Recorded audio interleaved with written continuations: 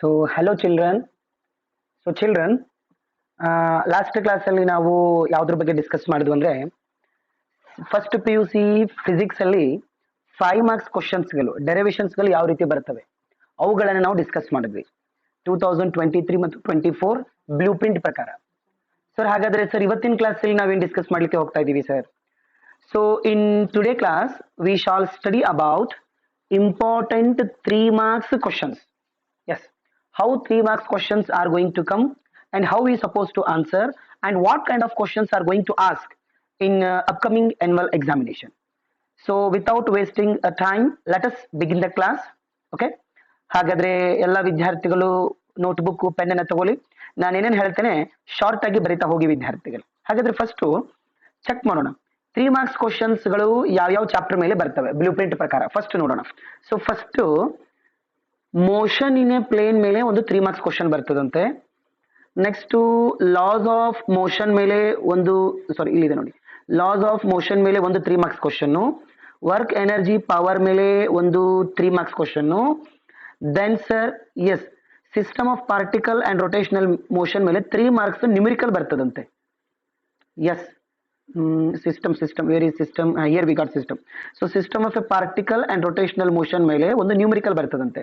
ಅದಾದ್ಮೇಲೆ sir we got one more question on mechanical properties of solids and we got one more 3 marks question mechanical properties of fluids and we got one more question 3 marks question based on what? Thermal properties of matter and kinetic theory of gases and waves chapter. ಇವಿಷ್ಟು ಚಾಪ್ಟರ್ಸ್ಗಳ ಮೇಲೆ 3 marks questions ಬರ್ತವೆ. ಎಷ್ಟು total?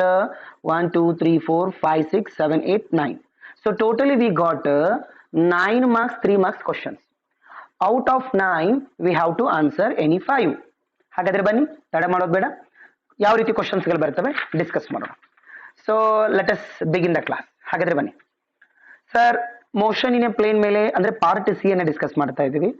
4th ಮೇನು part C 3 marks questions ಅನ್ನ discuss ಮಾಡ್ತಾ ಇದ್ದೀವಿ. Sir motion in a plane ಮೇಲೆ 3 marks question ಯಾವ ರೀತಿ ಬರಬಹುದು ಸರ್? ಅದು ಕ್ವಶನ್ ನಂಬರ್ 30 ಇರ್ತದೆ. ಈ ರೀತಿ ಬರ್ತದೆ ನೋಡಿ 3 marksಗೆ. Triangle law of vector addition ಅನ್ನ ಎಕ್ಸ್ಪ್ಲೈನ್ ಮಾಡಿ ಅಂತ ಹೇಳ್ತಾರೆ. Parallelogram law of vector addition ಅನ್ನ ಎಕ್ಸ್ಪ್ಲೈನ್ ಮಾಡಿ ಅಂತ ಹೇಳ್ತಾರೆ. ದೆನ್ ಇವು 3 ಏನಿದ್ದಾವಲ್ಲ ತುಂಬಾ ಇಂಪಾರ್ಟೆಂಟ್ ಇವು. Yes, define time of flight and derive the expression for time of flight of a projectile ಅಂತ ಕೇಳ್ತಾರೆ.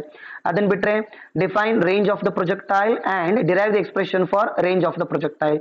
And the next question, define maximum height of the projectile and derive the expression for height of the projectile.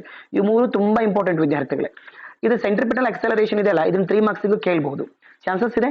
Derivation ಅನ್ನ ನೋಡ್ಕೊಂಡು ಹೋಗಿ. Next sir, coming to next chapter, laws of motion. Sir laws of motion ಮೇಲೆ 3 marks ಕ್ವಶನ್ಸ್ಗಳು ಯಾವ ರೀತಿ ಬರ್ತಾವೆ sir?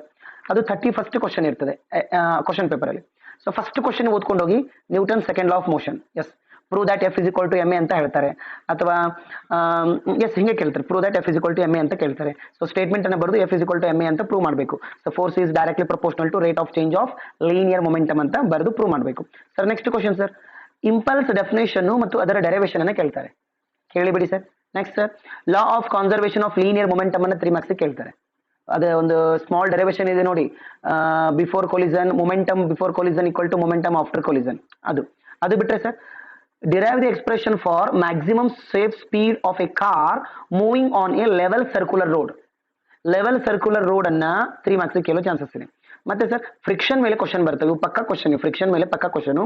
Friction ಮೇಲೆ question ಹೇಗೆ ಬರ್ತವೆ ಅಂದ್ರೆ, how to reduce the friction, friction ಅನ್ನು ಹೇಗೆ ಕಡಿಮೆ ಮಾಡಬಹುದು ಅದನ್ನ ಕೇಳ್ತಾರೆ. By using ball bearings, okay, then by polishing the surface. ಈ ರೀತಿ ಕ್ವಶನ್ಸ್ಗಳು ನೀವು ಒಂದಿಷ್ಟು ಯಾವ ರೀತಿ ರೆಡ್ಯೂಸ್ ಮಾಡ್ಬೇಕಂತ ಒಂದು 3 ಬ್ಯಾಟ್ ಮಾಡ್ಕೊಂಡು ಹೋಗಿ. ಮತ್ತೆ ಯೂಸಸ್ ಆಫ್ ಫ್ರಿಕ್ಷನ್, ಫ್ರಿಕ್ಷನ್ ಇನ ಯೂಸಸ್ ಅನ್ನ ಬರಿ ಅಂತ ಹೇಳ್ತಾರೆ. ಫ್ರಿಕ್ಷನ್ ಇಂದ ನಾನು ಪೇಪರ್ ಮೇಲೆ ಬರೀಲಿಕ್ಕೆ ಸಹಾಯ ಮಾಡ್ತದೆ, ಬೋರ್ಡ್ ಮೇಲೆ ಚಾಕ್ಪೀಸ್ ಇಂದ ನಾನು ಬರಿಬಹುದು ಡ್ಯೂ ಟು ದ ಫ್ರಿಕ್ಷನ್. ನಾನು ನೆಲದ ಮೇಲೆ ನಿಂದಿರುತ್ತೇನೆ ಅಂದ್ರೆ due to the friction only. Yes, so ಈ ರೀತಿ ಯೂಸಸ್ ಗಳನ್ನ ನೀವು ಬ್ಯಾಟ್ ಮಾಡ್ಕೊಂಡು ಹೋಗಿ. ಇನ್ನೊಂದು ಲಾಸ್ ಆಫ್ ಲಿಮಿಟಿಂಗ್ ಫ್ರಿಕ್ಷನ್ ಅನ್ನ ಕೇಳ್ತಾರೆ. ಅವು 3 ಲಾಸ್ ಗಳನ್ನ ನೋಡ್ಕೊಂಡು ಹೋಗಿ ಸಾಕು ಸರ್. ಮತ್ತೆ ಸರ್ ಮುಂದೆ sir, coming to next question, come children, very good. Work energy power 3 marks ಕ್ವಶನ್ಸ್ಗಳು ಹೆಂಗೆ ಬರ್ತವೆ? ಒಂದನೇದು ಇಕ್ವೇಶನ್, ಕೈನೆಟಿಕ್ ಎನರ್ಜಿ ಅಂದ್ರೆ ಏನು, ಕೈನೆಟಿಕ್ ಎನರ್ಜಿ ಇಕ್ವೇಶನ್ ಅನ್ನ ಡೆರಿವೇಷನ್ ಮಾಡಿ ಅಂತ ಹೇಳ್ತಾರೆ 3 marksಗೆ. ಇದನ್ನ ಬಿಟ್ಟರೆ ಸರ್ ಇವು ಅಂತೂ ಪಕ್ಕಾ ಕ್ವಶನ್ ನೋಡ್ರಿ 2. Work energy theorem for constant force, work energy theorem for variable force. Yes, state and prove work energy theorem for a constant force ಅನ್ಬೋದು, state and prove work energy theorem for a variable force ಅಂತ ಹೇಳ್ಬೋದು. ಬಿಟ್ರೆ sir prove that power is equal to force into velocity. ಇದಂತೂ ಸಾಕಷ್ಟು ಸತಿ ಕೇಳಿದ್ದಾರೆ, practice ಮಾಡ್ಕೊಂಡು ಹೋಗಿ. ಮತ್ತೆ ಸರ್ ಇದನ್ನು ಕೂಡ ಸಾಕಷ್ಟು ಸತಿ ಕೇಳ್ತಿದ್ದಾರೆ. What are conservative and non conservative forces, give examples ಅಂತಾರೆ. ಅಥವಾ mention the differences between conservative forces and non conservative forces ಅಂತ ಕೇಳ್ತಾರೆ ಪುಟಾಣಿಗಳೇ, ಓದ್ಕೊಂಡು ಹೋಗಿ. ಅದನ್ನ ಬಿಟ್ರೆ ಕೊಲಿಸನ್ಸ್ ಮೇಲೆ ಕ್ವಶನ್ಸ್ ಗಳು ಬರ್ತವೆ. ಏನ್ ಸರ್, ಡಿಫೈನ್ ಎಲಾಸ್ಟಿಕ್ ಕೊಲಿಸನ್, ಇನ್ ಎಲಾಸ್ಟಿಕ್ ಕೊಲಿಸನ್, ಓಕೆ, ಪರ್ಫೆಕ್ಟ್ಲಿ ಇನ್ ಎಲಾಸ್ಟಿಕ್ ಕೊಲಿಸನ್, ಈ ರೀತಿ ಕ್ವಶನ್ ಬರಬಹುದು. ವಿತ್ ಎಕ್ಸಾಂಪಲ್ ಕೇಳ್ತಾರೆ, ಎಕ್ಸಾಂಪಲ್ ಅನ್ನು ಬರೀಬೇಕು ನೀವು. Mention the differences between elastic and in elastic collision, ಈ ರೀತಿ ಕ್ವಶನ್ಸ್ ಗಳು ವರ್ಕ್ ಎನರ್ಜಿ ಪವರ್ ಮೇಲೆ ಬರ್ತವೆ. ಸರ್ ಮುಂದೆ ಸರ್, ಇಲ್ಲಿ ನೆಕ್ಸ್ಟ್ ಚಾಪ್ಟರ್ ಅಲ್ಲಿ system of A particle and rotational motion ಅಲ್ಲಿ ನ್ಯೂಮೆರಿಕಲ್ ಬರ್ತದಂತೆ. ತುಂಬಾ ಸಿಂಪಲ್ ನ್ಯೂಮೆರಿಕಲ್ ಬರ್ತದೆ. ಯಾವ್ಯಾವ ಇಕ್ವೇಶನ್ ಮೇಲೆ ಬರ್ತಾವ ಸರ್? ರೊಟೇಷನಲ್ ಕೈನೆಟಿಕ್ ಎನರ್ಜಿ ಮೇಲೆ ಬರ್ಬೋದು problem, L is equal to I omega ಮೇಲೆ ಬರ್ಬೋದು, tau is equal to I alpha ಮೇಲೆ ಬರ್ಬೋದು, omega is equal to omega naught plus alpha T, omega square is equal to omega naught square plus 2 alpha T, and theta is equal to omega naught T plus half alpha T square. ಏನೇ question ಬಂದ್ರು ಈ ಇಷ್ಟ್ರ ಒಳಗಿಂದನೇ ಬರಬೇಕು, ಬರ್ತವೆ. Practice ಮಾಡಿ. ನಾನು ಒಂದು separate class ಅನ್ನ ತಗೋತೇನೆ, ನ್ಯೂಮೆರಿಕಲ್ಸ್ ಗೆ ತಗೋತೇನೆ, ಅಲ್ಲಿ ಎಕ್ಸ್ಪ್ಲನೇಷನ್ ಮಾಡ್ತೇನೆ. Sir coming to next chapter, mechanical properties of a solids. Mechanical properties of the solid ಅಲ್ಲಿ ಫಸ್ಟ್ ಕ್ವಶನ್ ನೀವು ಓದಬೇಕಾಗಿದ್ದು ಸ್ಟ್ರೆಸ್ ಸ್ಟ್ರೈನ್ ಕರ್ವ್. ಈ ರೀತಿ ಸ್ಟ್ರೆಸ್ ಸ್ಟ್ರೈನ್ ಕರ್ವ್ ಅನ್ನ ನೀವು ಕಲ್ತಿರ್ತೀರಿ ನೋಡಿ, ಈ ರೀತಿ ಬರ್ತದೆ stress strain curve. Stress strain curve ಅನ್ನ ಡ್ರಾ ಮಾಡಂತಾರೆ, explain ಮಾಡಂತಾರೆ.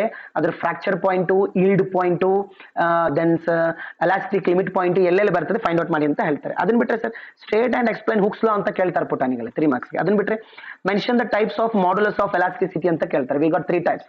One is Young's modulus of elasticity, bulk modulus of elasticity, and one more is what modulus of rigidity. ಈ ರೀತಿ 3 ಇವೆ. ಅವುಗಳನ್ನ ಡೆಫಿನೇಷನ್ಸ್ ಗಳನ್ನ ಎಲ್ಲವನ್ನು ನೋಡ್ಕೊಂಡು ಹೋಗ್ಬೇಕು. ಅದನ್ನ ಬಿಟ್ರೆ ಸರ್ ಸ್ಟ್ರೆಸ್ ಮತ್ತು ಸ್ಟ್ರೈನ್ ಮೇಲೆ ಕ್ವಶನ್ಸ್ ಕೇಳ್ತಾರೆ. ಸ್ಟ್ರೆಸ್ ಮತ್ತು ಸ್ಟ್ರೈನಿನ ಟೈಪ್ಸ್, ಅದರ ಡೆಫಿನೇಷನ್ಸ್ ಗಳನ್ನ ಕೇಳ್ತಾರೆ. We got longitudinal strain, yes or no children, and we got volumetric strain, and we got shearing strain. ಅವುಗಳ ಡೆಫಿನೇಷನ್ಸ್ ಗಳನ್ನ ನೋಡ್ಕೊಳ್ಳಿ. ಸ್ಟ್ರೆಸ್ಸಿನ ಟೈಪ್ಸ್ ಗಳನ್ನ ನೋಡ್ಕೊಂಡು ಹೋಗಿ. Yes, very good sir. Next sir, mechanical properties of fluids ಗೆ ಬನ್ನಿ. ಫಸ್ಟ್ ಕ್ವಶನ್ ರೀ, prove that pressure is equal to atmospheric pressure plus rho g h. ಈ ಇಕ್ವೇಶನ್ ಕೇಳ್ತಾರೆ 3 ಮಾರ್ಕ್ಸ್ಗೆ. ಅಥವಾ ಈ ರೀತಿ ಆದ್ರೂ ಕೇಳಬಹುದು, p is equal to rho g h ಅಂತ ಕೇಳ್ತಾರೆ.